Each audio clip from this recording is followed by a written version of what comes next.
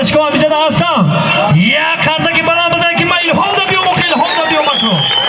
همه کسا سرجام رقص و بازی میکنیم خوشی و خرسندی میکنیم سرودا برای شما ایجاش ایشا شما هفتم سکوری فقط یو چملک ها زن خود نمیزنیم که سمتر مجری میشیم رمای با پیش رفتیم